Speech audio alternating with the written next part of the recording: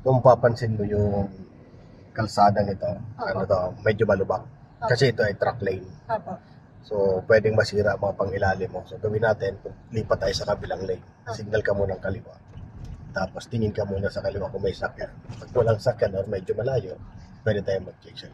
Mayroon pa. Dagdag ka muna. Ayan pa. Yan. Yan, dagdag ang gas. So, ang pag-change ng lane, kailangan Mabilis. medyo mabilis yung takbo Apo. natin. Okay? So, isa pa tayo. Dagdagan mo gas mo ulit. Dagdagan mo. Okay? After nyan, mayroon pang pulang sakyan. May kasunod. Oh. Sige, dagdagan pa ng gas. Sige, focus ka muna sa unahan, tapos tingin sa mirror. Ngayon, medyo malayo ba? Malayo pa. Malayo pa? Oh, sige, dagdag ka ng gas. Buntutan mo to. Very good. Ayan mo, ganun mag-change ang lane. So, kailangan signal muna. Huwag mo sasabayan yung signal ng liko agad. Signal muna, then check. Ang mirror kung medyo malayo, okay, medyo malapit, mabilis ba siya.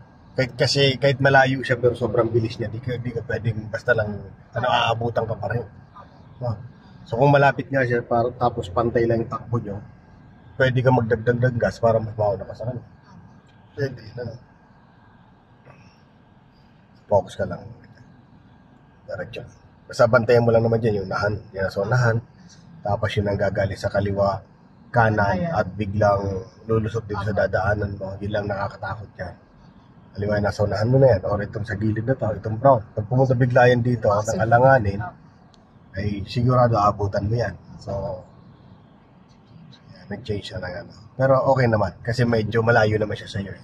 Saka yung takbo mo naman, mabagal kumpara sa kanya. Binilisan niya ng konti. O, ganun ang tamang pag-change ang lane talaga. Signal, tapos yung ano,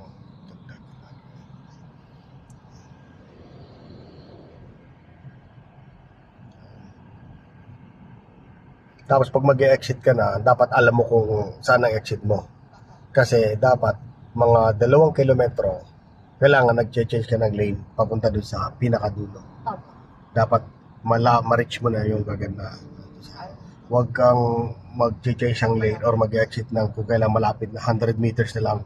Saka delikado yun. Kailangan 2 kilometers man lang. Kailangan kumukuha ka ng lane papunta dun sa So, dapat pala naka-on talaga si ano po? Naka-on talaga si Vince. Para alam mo na kung 2 Oo nga. kilometers ka na.